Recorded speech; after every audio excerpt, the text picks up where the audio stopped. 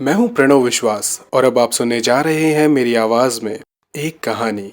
शीर्षक है कुछ अधूरे खत, जिसे लिखा है भारती रछोया ने। तो आइए सुनते हैं।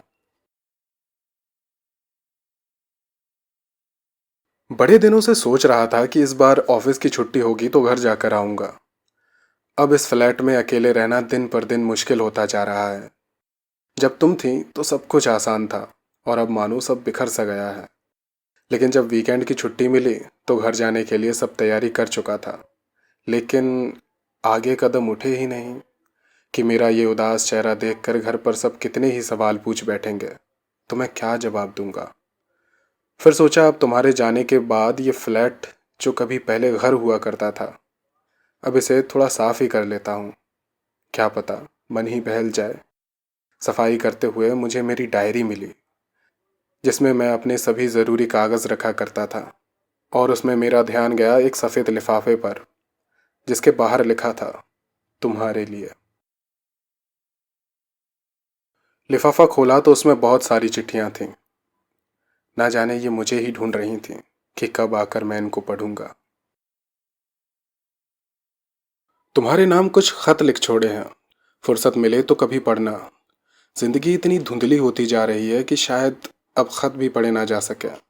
तारीख भी गायब हो जाए, लेकिन अब भी यह दावा है, मेरी महक जरूर होगी उनमें। वैसे तो कुछ खास नहीं है, लेकिन कुछ एक में कुछ तो बात है। पहला खत।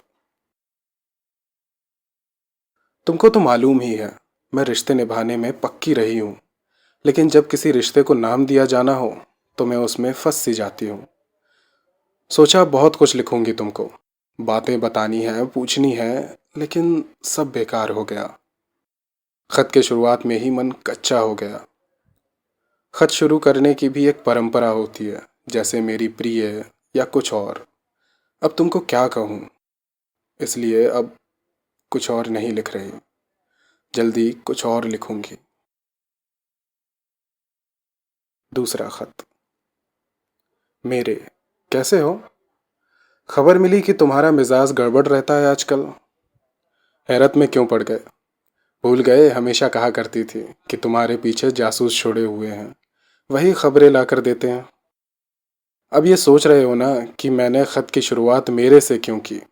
समझ नहीं आता मुझे भी, इसलिए ये शब्द चुना। अब खिसियाना नहीं कि तुम सचमुच पागल हो और बोलते हुए हंसने लगोगे। तुम मेरे ही हो, तुम्हारी रूह भी मेरी ही है और दिल भी। बस ये शरीर ना हो सका।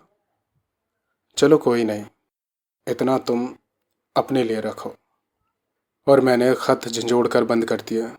अब हिम्मत नहीं, बाद में पढ़ूंगा।